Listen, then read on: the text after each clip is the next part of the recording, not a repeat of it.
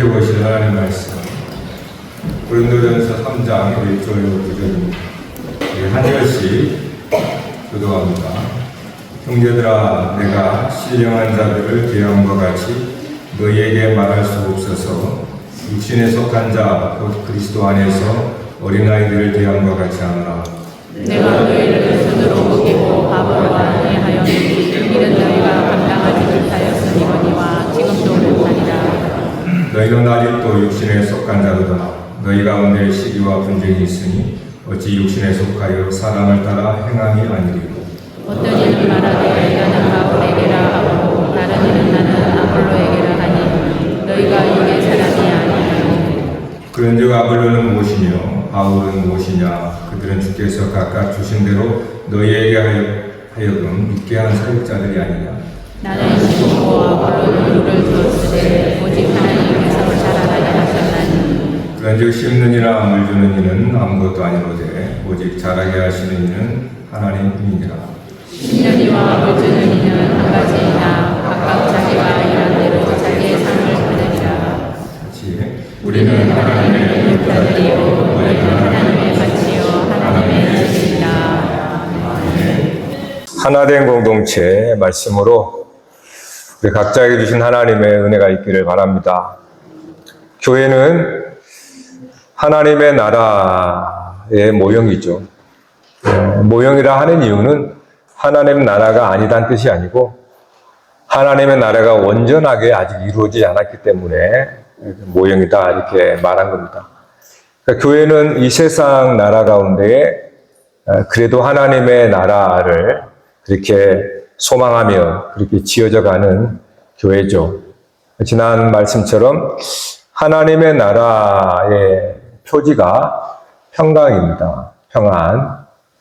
그러니까 하나님께서 예수님이 평강의 왕으로 오신 것도 그 하나님의 나라는 평안이기 때문에 그래요. 그래서 교회가 하나님의 나라라고 하는 그러한 표지를 가지려면 평강이 충만해야겠죠.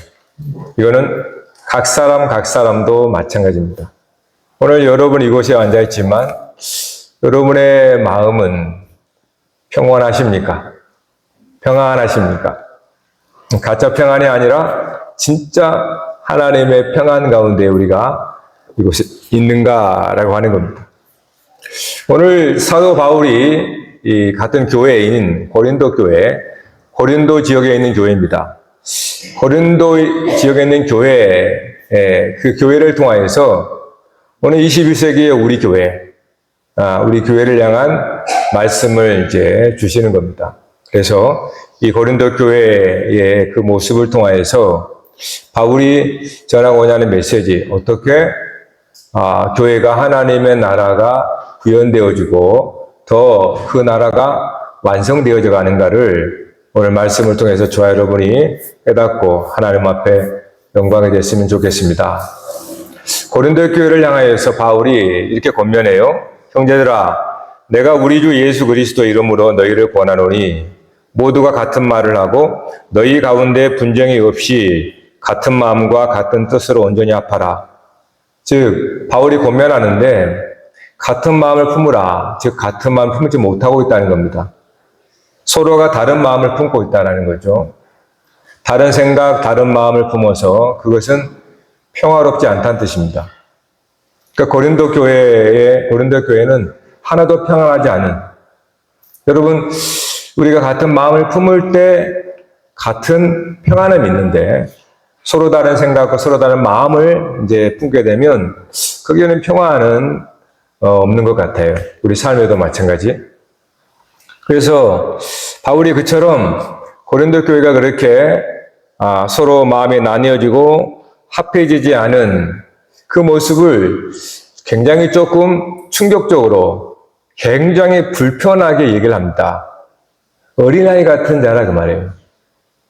우리가 읽었듯이 그렇게 시기와 다툼과 어떤 갈등 이러한 모습이 발현되는 것은 바울이 고린도 교회를 향하여서 너희가 굉장히 은사도 받고 성령의 가총만한 어른 같지만은 너희들은 어린아이야 이렇게 말해요.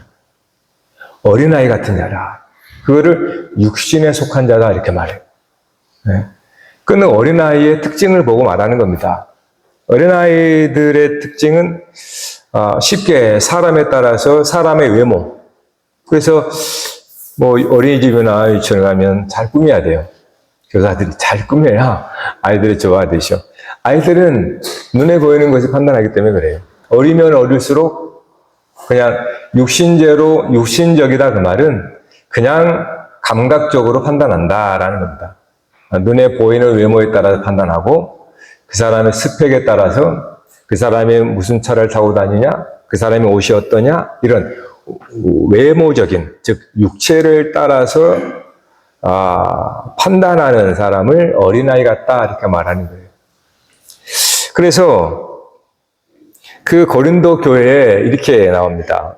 1장 12절에서 내가 이것을 말하거니와 너희가 각각 이르되 나는 바울에게, 나는 아볼로에게, 나는 게바에게, 나는 그리스도에게 속한 자라. 이렇게 그 사람에 따라서 막 사람들이 나는 게바는 베드로잖아요. 베드로는 그래도 제자 중에 수장이니까 그래도 대빵이 낫지. 나는 이쪽으로 줄을 설 거야. 나는 아볼로야. 그래도 아무리 그래도 똑똑해야 돼. 아볼로는 철학자거든요. 그러니까 아주 달변가예요. 나는 그래도 아볼로가 더 좋아. 아볼로. 그리고 또 바울. 고린도 교회는 바울을 통해서 복음이 증거되고 교회가 세워졌으니까 그래도 그렇지. 복음을 처음에 우리에게 소개해진 나는 그래도 바울이야. 심지어 또 나는 그리스도에게 속한 자다 이렇게 말해요. 네? 나는 바울이 전한 복음에 나는 그리스도에 속한 자야. 이렇게 4분 5열로 나누어 주는 겁니다. 그러니까 그 사람이 어떤 주위에 있느냐. 그 사람이 그래 베드로니까 수장이니까 그래도 좀 낫겠지. 이렇게. 또 이 사람은 매우 많이 배워서 말을 참 잘하는 아볼로니까 나는 이쪽으로. 물론 사람들의 취향이 있겠지만은 그것이 겉으로 드러나서 그 고린도 교회가 이렇게 서로 분열되어지고 사람을 따라서 줄을 세우고 이렇게 4분 5열로 그래서 서로가 분열됐다는 것은 서로 이제 갈등이 생긴다는 겁니다. 서로 분열을 되면 갈등이 생기고 반목이 생기고 다툼과 시기가 일어나는 것. 베드로가 훨씬 나아 이렇게 주장하게 되면 이쪽에서는 아니야 아볼로가 나아 이렇게 얘기를 하게 되거든요. 그게 이렇게 사람을 따라서 움직이게 되면 거기에는 갈등이 일어나고 차별과 다툼이 시작이 됩니다. 그거를 바울은 그 어린아이와 같다라고 그러는 거예요. 여러분 우리가 이 시대도 마찬가지잖아요. 이 시대에 가장 표면적으로 차별이 많은 데가 사실 청소년입니다. 청소년. 아이들, 그렇죠. 그래서 왕따나 이러한 것들이 많이 나는 이유는 굉장히 육신적으로 바라보기 때문에 그래요. 그래서 어릴수록 차별이 많이 일어납니다. 근데 그와 같은 모습이 아이들만 있냐? 그게 아니겠죠. 교회는 다 성도니까. 그래서 지금 우리 세계나 우리나라도 마찬가지 다툼과 시기와 분쟁이 있다는 것은 사실은 바울이 조금 충격적으로 말하는 것처럼 어린아이와 같다라는 거예요. 네. 다투고 싸우는 것은 어린아이와 같다. 삶을 살아가는 비결이라 삶을 살아가는 교훈, 가르침은 이미 유치원에서 가르친 거로 다 끝나거든요. 유치원에서 가르치는 다른 거 없습니다. 싸우지 말아라는 거다. 싸우지 말고 나누라. 이게 다예요. 근데 어린이 돼서도 싸우죠. 그러니까 어린아이와 같이 그렇게 싸운다라는 것. 다투고 내 것, 네 것 이렇게 하며 싸우는 것을 고린도 교회를 향하여 바울이 조금 신랄하게 그렇게 얘기하는 겁니다. 마음이 상할 수 있도록. 여기서 왜 주목해야 되는 왜 그럴까요? 왜 복음을 전했는데 심지어 교회가 하나님의 나라로서 평강의 표시가 돼야 되고 세상은 그럴지라도 적어도 교회는 평화롭고 서로 배려하며 서로 다툼이 끊어지고 차별이 없어지고 그렇게 융화되어서 평강이 하나님의 나라로 표지로 드러나야 할 텐데 왜 교회는 오히려 더 세상과 똑같이 사부 론요를 나누고 교회가 찢어지고 갈라지고 그렇게 되어질까? 바울이 얘기한 것은 그리스도를 진실로 따르지 않기 때문이라고 말합니다. 그리스도를 진실로 따르지 않기 때문에. 여기서 바울파, 게바파, 심지어 그리스도파, 나는 그리스도파라고 이렇게 하거든요. 이게 좋게 들리세요? 그리스도파, 나는 그리스도파야. 그러니까 그 사람은 그래도 나은 사람이라고 합니까? 아니에요. 똑같은 사람입니다. 그리스도를 진실로 알고 따르면 그런 얘기를 할 수가 없어요. 마치 보석이 있어요. 어린아이가 보석을 딱 발견했어. 이 보석을 발견하면 이 보석이 너무너무 좋거든. 너무너무 빛나고 너무나 아름답고 하니까 그렇지 않은 다른 보석을 무시하게 되는 겁니다. 마치 그리스도파 하니까 굉장히 좋은 믿음 같지만 그거는 어린아이 같은 믿음인 거예요. 그리스도를 따른다 하면서 다른 것을 배타. 그러니까 나는 그리스도파야 이 말은 게바파나 아볼로파나 마치 이 바울파나 똑같은 하나의 그리스도파로 얘기하는 거예요. 그러니까 그리스도를 잘 알지 못하면 마치 그러한 사람이 나누는 것처럼 그리스도파, 나는 그리스도만을 따를 거야 라는 수준으로 얘기하는 겁니다. 그래서 4분 5열이 되는 거예요. 오히려 그리스도를 진실로 알게 되면 4분 5열된 그러한 갈등이 봉합이 됩니다. 그게 그리스도를 진실로 알고 따를 때의 모습이거든요. 근데 고린도 교회는 분명히 나는 그리스도파야 하면서 분열되는 거예요. 이거는 그리스도를 진실로 알지를 못하기 때문에, 그래서 오히려 그리스도로 말미암아 분열을 조장하는 원인이 되어버린 겁니다. 그러니까 내게 가장 귀한 보물이 오히려 다른 사람과 다른 사람의 보물들을 배타하는 것을 원인이 되어버리는 거예요. 예수 그리스도를 아는 것이 오히려 그렇지 않은 다른 것을 배격하고 무시하는 것으로 나타날 수 있다는 겁니다. 그러니까 아볼로파나 게바파나 바울파나 그리스도파나 똑같다라는 거예요. 본래의 그리스도를 알면 그렇게 되질 않습니다. 자, 바울이 그래서 얘기한 게 그리스도가 누구냐 이렇게 말하거든요. 그래서 이런 비유를 합니다. 3장 11절에 이 닦아둔 것 외에 능히 다른 터를 닦아둘 자가 없으니 이 터는 곧 그리스도라. 그러니까 집을 짓는데 터가 그리스도라는 거예요. 그리스도 터 위에 진다. 자, 이게 무슨 말인가요? 그리스도가 누구인가? 그리스도는 터, 기초, 토대다 그 말이에요. 토대. 그리스도는 토대다. 토대 위에 어떤 사람의 인생이 세워지는 것이지 그리스도는 토대다. 그리스도는 하나의 인생이 아니다. 그리스도는 토대라는 겁니다. 이렇게 쉽게 설명해 봅시다. 온 세계 만물을 하나의 그림으로 보십시다. 우리가 참 아름답다. 우주를 보면서 아름답다. 한 폭의 그림 같다라고 말한단 말이에요. 자, 그림은 어디다 그립니까? 바탕이 있어야 그립니다. 바로 그 바탕이 그리스도란 뜻이에요. 바탕이 있어야 그림을 그릴 수 있습니다. 바탕이 없이는 아무것도 그릴 수가 없고 그린다 한들 허공에 있는 것과 같은 거를. 기초가 토대 위에 집을 짓는 거란 말이에요. 토대는 보이지 않습니다. 보이는 것은 집이란 말이에요. 근데 사람들은 집은 이렇게 되네. 와, 이건 너무 궁궐 같아. 이거는 굉장히 이렇게만 따지지. 사실은 그 집은 토대 위에 있습니다. 이 토대가 없으면 집도 지을 수도 없고 아무런 의미가 없어요. 그게 그리스도라는 뜻입니다. 그러니까 그리스도는 한파가 될 수가 없는 거예요. 근데 그리스도를 사람처럼 이해하면 나는 아볼로파, 나는 그리스도 이렇게 이해해서 하나의 파가 돼버려요. 파가 돼버리는 순간 그리스도는 모든 것을 차별하는 원흉이 돼버린 겁니다. 바울은 교회도 마찬가지예요. 교회가 왜 분열하느냐? 그리스도를 잘 알지를 못하니까. 그리스도를 사람처럼 보니까 또 하나의 그리스도파라고 하는 것으로 성령파, 기도파 이런 식으로 자꾸 생각한단 말이에요. 그거는 여러분 잘 모르고 하는 겁니다. 그리스도라는 뜻 자체는 바탕입니다. 바탕.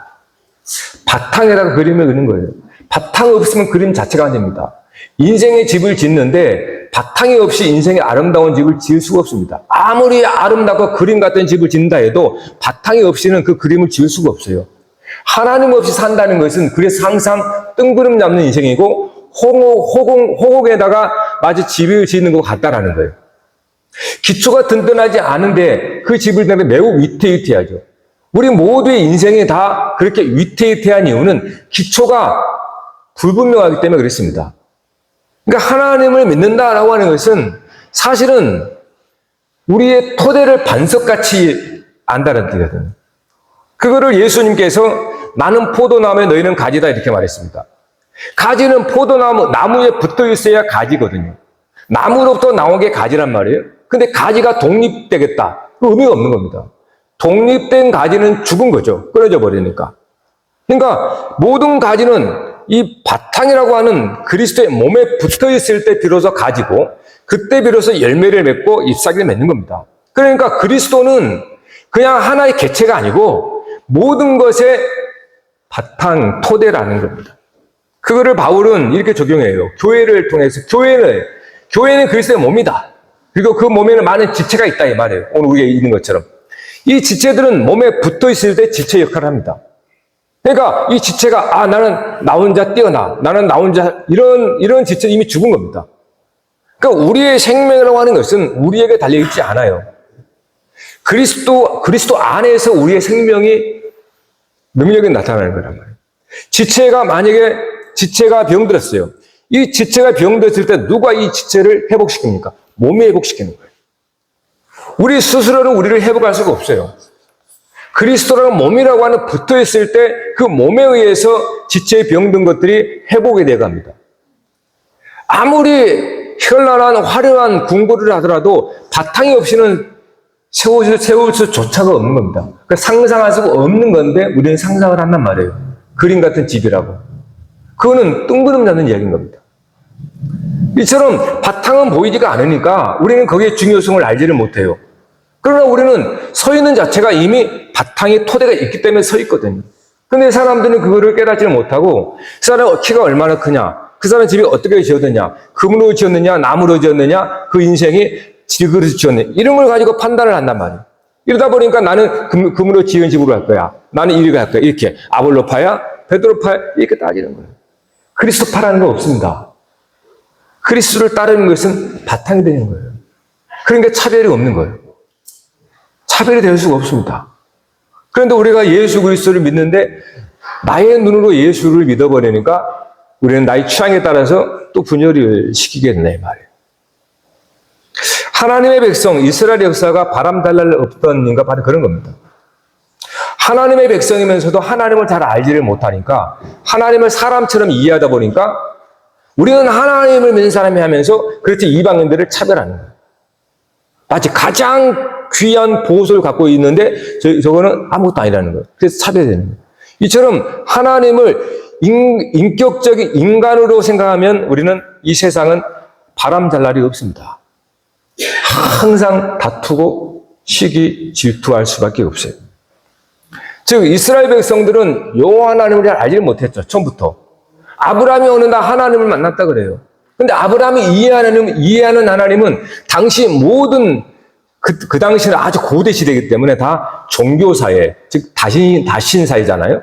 그러니까 아브라함도 하나의 여호와라는 그 많은 신들 중에 한 신으로 만난 겁니다. 아브라함이.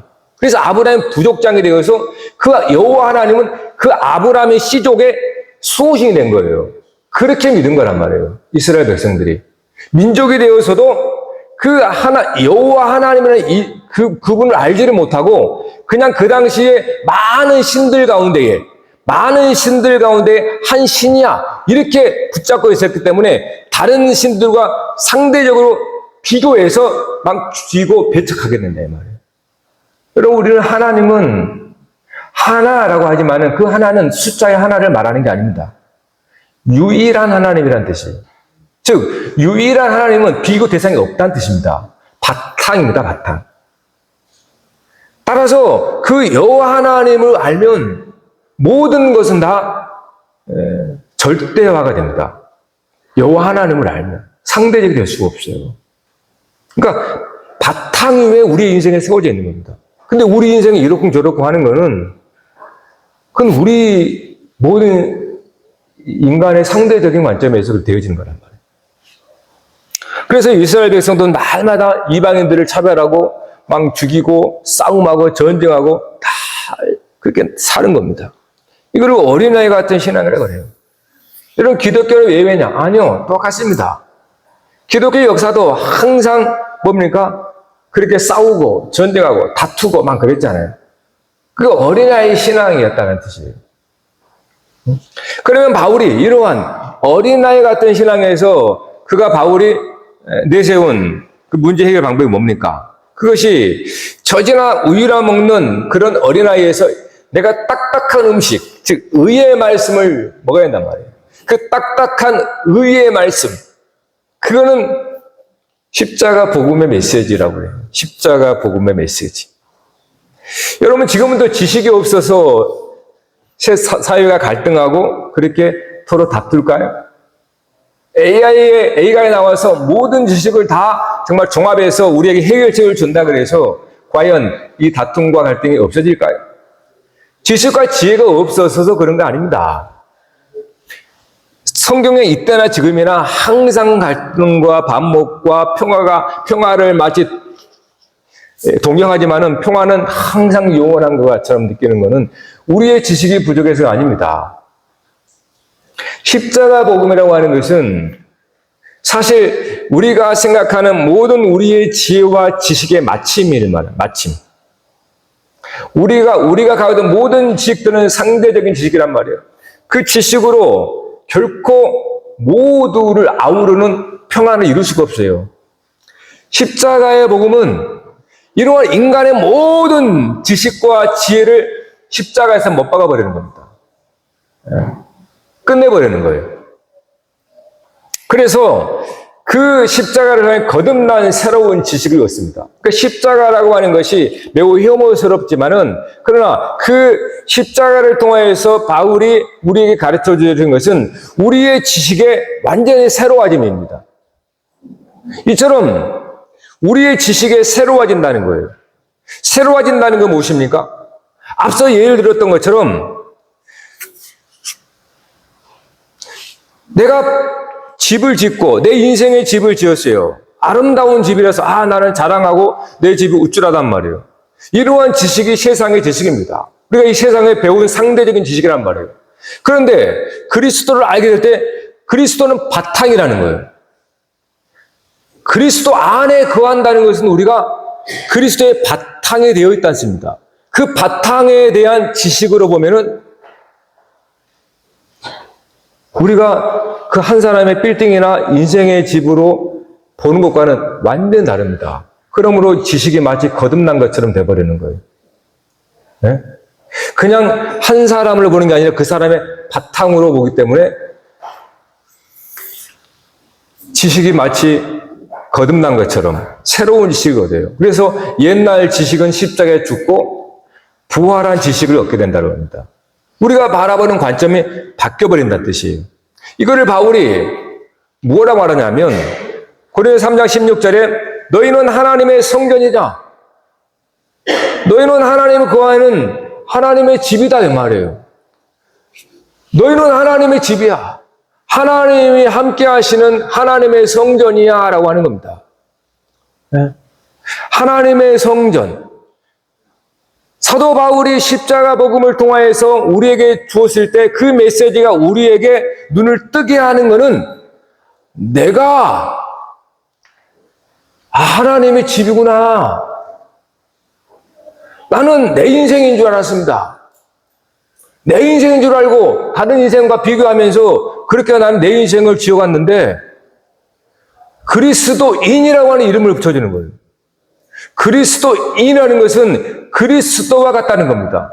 그리스도의 관점, 그리스도의 바탕 위에서 세상을 본다는 뜻이거든요. 이게 하나님 우리를 불러서 붙여준 이름이란 말이에요. 그리스도인. 그러면 우리는 우리의 인생을 자랑할 필요가 없죠. 왜? 우리는 그리스도의 바탕, 토대이기 때문에 그렇습니다. 그 토대 위에서 어떤 집을 짓든 상관없습니다. 중요한 거는 아무리 높은 빌딩을 지어도 토대가 없이는 없는 거예요. 토대가 없는 건물이 있을 수가 없잖아요. 그러니까 아무리 내 인생이 높아도 자랑을 못하는 겁니다. 왜요? 내 인생의 높이는 이 토대에 있기 때문에. 그래서 그리스도인이라고 하는 것은 이 토대란 뜻이, 이 토대라고 하는, 이 바탕이라고 하는 시각을 갖는 겁니다. 그래서 그리스도인은 아무것도 자랑하지 못하는 겁니다. 네? 오직 그리스도만 자랑한다 이렇게 말하는 거예요. 근데 이러한 새로운 지식이 되지 않으면 우리는 내 인생이 얼마니, 내 인생의 깊이가 얼마니, 내 인생 이렇게 이런 거 가지고 서로 차별하는 거예요. 이거는 그리스도의 지식이 아닙니다. 사람의 지식이지. 이 세상의 지식이잖아요. 그래서 서로 높으면 뭡니까? 우쭐하고 낮으면 괜히 저기 하고. 이러한 장난은 어린아이들이 하는 거란 말이에요. 왜요? 토대와 바탕에 대한 지식이 없기 때문에 하는 겁니다. 그러니까 예수 그리스도를 안다고 하는 것은 우리의 기초가 무엇인가를 아는 거예요. 즉 하나님께서 함께 하시는구나. 하나님이 함께 하시구나. 그 하나님이 함께 하시는 바탕 위에 우리는 각자 주어진 여러분들의 재능과 은사들을 마음껏 그려갈 수 있다는 겁니다. 그 그려가는 은사도 바탕 위에 그리는 거예요. 그러니까 바탕이 없이는 우리 인생도 헛것이고 없는 겁니다. 그게 그리스도인이라고 하는 이름이에요.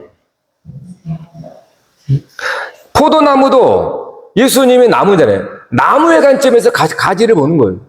그 가지는 항상 불쌍한 겁니다.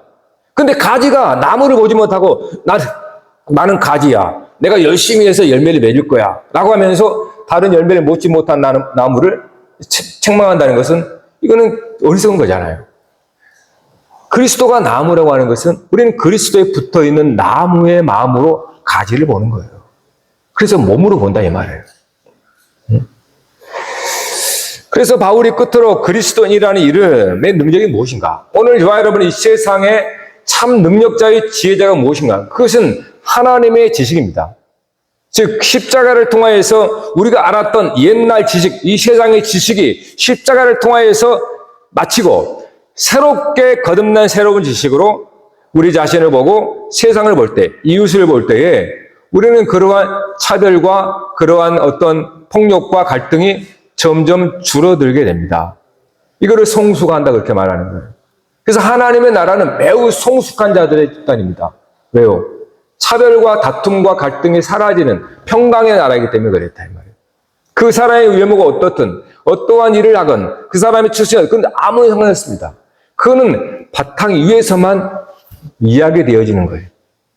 토대 위에서만 건물이 어떠니, 인생의 금으로 칠했니, 이게 중요한, 이게 내지, 그런 토대가 되지 않고는 아무런 가치가 없는 겁니다. 자랑도, 그것도 아무런 의미가 없다는 거예요. 그게 그리스도인이라는 의미입니다. 그래서 십자가는 무엇입니까? 이러한 나의 이 종적이만한 이 그릇을 십자가를 깨버리는 거예요. 나라고 하는 인생을 살면서 내가 보고 듣는 게 얼마나 되겠습니까? 얼마나 된다고 그렇지 않은 사람들을 우리가 차별하고 무시하고 그렇게 합니까? 그러한 이 정말 다투고 갈등이 이렇게 수밖에 없는 나 이 작은 종제기를 십자가에 깨뜨려 버리는 거예요. 그게 십자가 복음이에요. 그래서 십자가에서 나의 이런 것들을 깨뜨려 버리면 부활한 큰 그릇으로 나타나는 거예요. 그리스도인이 된다는 겁니다. 그러니까 참 그리스도인은 십자가에 죽고 사는 것처럼 그렇게 나의 옛날의 그러한 관점과 옛날의 지식이 아니라 그것으로는 계속해서 더 반목이 일어나고 갈등과 다툼이 일어나지 않을 수가 없는 거예요. 그러한 괴로워하는 나를 십자가에 못 박아버리는 거예요. 그래서 그리스도인이라고 하는 하나님의 거룩한 집이라고 하는 새로운 지식 가지고 거듭나는 겁니다. 그래서 그 사람이 가는 곳곳에는 화평이 일어나는 거죠. 그동안 이전에는 그러지 못했거든요. 사도 바울이 이전에는 그렇게 율법이라고 하는 작은 프레임을 갖고 살았습니다. 그렇게 하다 아마 교회를 잔멸하고 가서 다툼, 갈등, 전쟁 이런 사람이었어요. 그가 예수 그리스도를 만났습니다. 그리스도를 만나 그는 완전히 새로운 사람이 되어버렸어요. 새로운 사람이 되었다는 것은 자기의 이해의 폭이 없어져 버린 겁니다. 예전의 프레임이 깨져버린 거예요. 죄인이나 병자나 율법에 의해서 판단하고 했던 그러한 것들이 완전히 새롭게 거듭나 버려요. 그래서 모든 사람을 향한 그리스도인이 된 겁니다. 그래서 이방인을 향하여서 땅끝까지도 나가는 거예요. 관계가 없습니다. 왜냐하면 그는 그리스도인이라고 하는 하나님의 마음, 바탕이라고 하는 그의 인식이 있기 때문에 그렇단 말이에요. 십자가는 이와 같은 겁니다. 십자가를 안 질 이유가 없는 거예요. 십자가를 지지 않겠다라는 것은 나는 내가 보는 관점대로 살겠다. 나는 이 작은 프레임으로 세계를 보겠다. 이런 생각이에요. 그러니까 항상 내가 본 것만 진짜 하고 고집하고 싸우게 되는 거란 말이에요. 이러한 나의 프레임을 십자가에 못 박아버리는, 그래서 그리스도인이라고 하는 그리스도 하나님의 마음을 가지고 하나님의 시각을 가지고 온 세계 열방을 바라보라는 거예요. 그게 큰 사람이고 그게 하나님이 우리를 부르신 이유라는 겁니다. 여러분, 우리가 누군지 아는 것도 제일 중요해요. 성경은 이러한 우리 자신을 구원하는 겁니다. 우리 자신을 구원하는 거예요. 이렇게 항상 나는 사람에 따라서 나는 아볼로파야. 내 취향은 이거야. 나는 그래도 대빵이 좋아. 그래도 바울이 복음을 전했는데 다른 데 가면 미안하지. 아무래도 바울파에 가고 심지어 그리스도파. 이렇게 그것들이 우리 안에서 이루어질 때 거기에는 평화가 깨져버려요.